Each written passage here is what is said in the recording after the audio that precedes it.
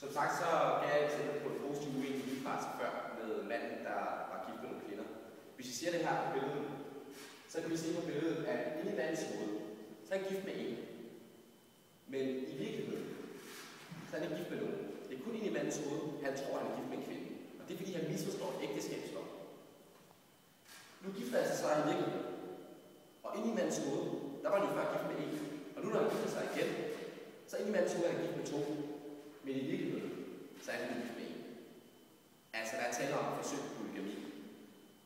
At fordi han misforstår den bagvedliggende lov, som er ægteskabslov, og kommer til at gøre noget strafbart, netop fordi at bigamibestemmelsen står i straffelovens paragraf 208. Hvis vi går tilbage igen til sliden, så er det i den negative uenige livsfase taler om, en mand tror, at han ikke er gift, men i virkeligheden er gift med en kvinde. Han gifter sig så i et virkeligt liv, og tror kun, at han er gift med en kvinde, men i virkeligheden er gift med to kvinder. Han straffes ikke. Tak for det. Lad os prøve at se det på tegningen. En negativ uenige livsfase. Inde i mandens hoved, der er gift med noget. Virkeligheden er der, at han er gift med en kvinde. Nu går han så ud og gifter sig igen. Men han ved jo som sagt, at inde i mandens hoved, der tror han ikke, at han er gift. Så er han jo virkelig gift med to. Men inde i mandens hoved, der er han gift med en. Så der er faktisk tale om, at han objektivt faktisk overtræder bigamibestemmelsen, men det er jo ikke tale om, at han har gjort det, fordi inde i mandens hoved, den vilje mand har, der er der kun en, han er gift med. Og det er derfor, det straffes. Det her er et eksempel på negativ livsfase. Hvis vi går tilbage igen og kigger på de faktiske livsfaser, så kan man sige, at en negativ faktiske livsfase, der tror en mand tror, at han smuler kokain, men det viser sig faktisk at være med, selvom man tror, at han smuler kokain. Han prøver på det, det lykkes ikke for ham, men han forsøger. Derfor er det omfattet af forsøgsbestemmelsen, paragraf 21. I den negative, der laver vi om på mediaproblem, således at en mand tror, at han besidder med, men det viser faktisk, at han er kokain. Jeg ved ikke, at han var besiddelse af kokain. Klart, han ikke straffes. Han er omfattet af paragraf 21. Og nu kan jeg jo godt forestille mig, at mange af jer har sådan lidt, kunne have svært ved sådan at overskue alt det her. Hvornår straffes man, hvornår straffes man ikke ud for de her livsfaser. Så lad os prøve at kigge på de næste slides, så vi kan se, hvordan det ser ud. I en positiv egentlig livsfase, fordi paragraf 1 ikke er opfyldt om legalitetsprincippet, eller det der også bliver kaldt for legitimitetsprincippet i lovgivningen, så kan man altså ikke blive straffet, og derfor er det grøn. Det betyder, at man godt kan begå en positiv egentlig livsfase og ikke blive straffet. Derimod i den negative, det var den der med, at man er ukendskab til loven. Man har gjort noget forsætligt, men fordi at man er ukendskab til loven, så er det ikke diskuteret for, at man ikke straffes. Det giver bare strafbortfald eller en formildende omstændighed.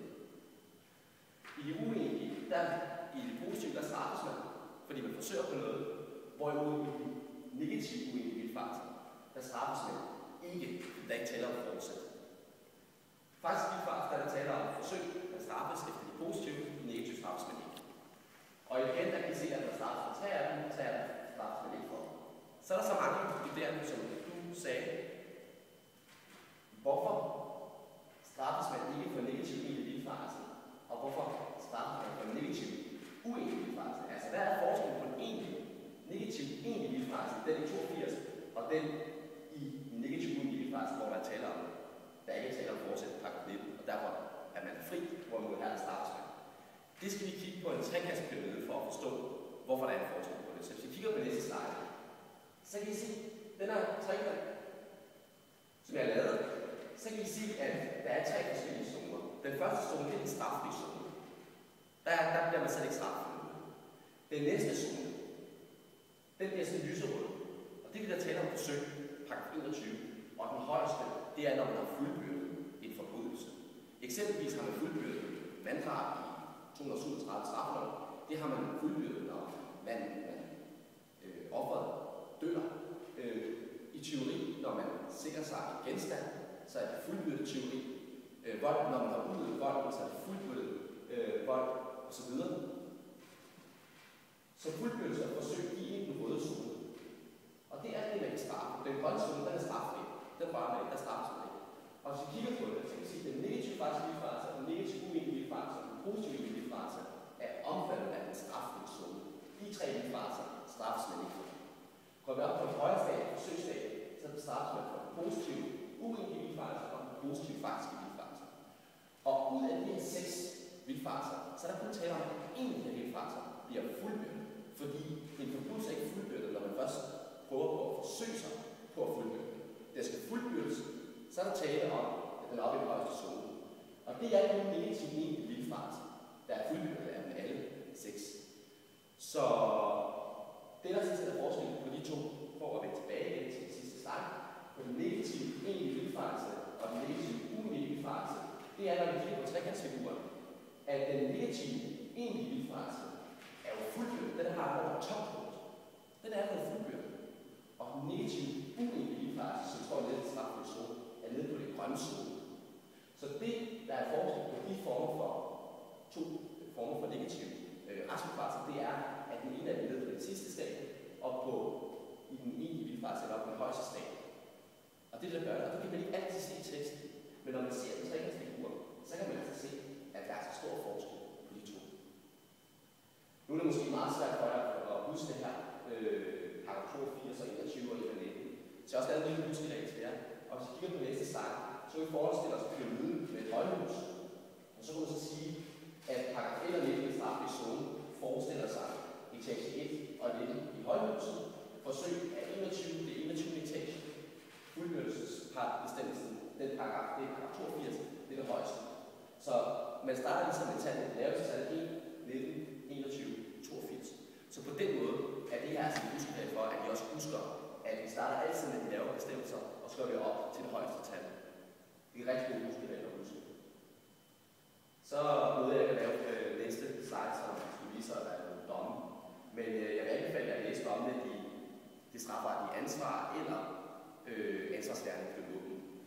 Men det, vi har været igennem på i dag, det er vildfarelse. Og der er lavet en opdeling af vildfarelse. Vi har også været inde på definitionen af de forskellige vildfarelser. Og vi har fået en skematisk oversigt over vildfarelse. Ikke mindst har jeg fået eksemplificeret i de enkelte skema, der er eksemplificeret.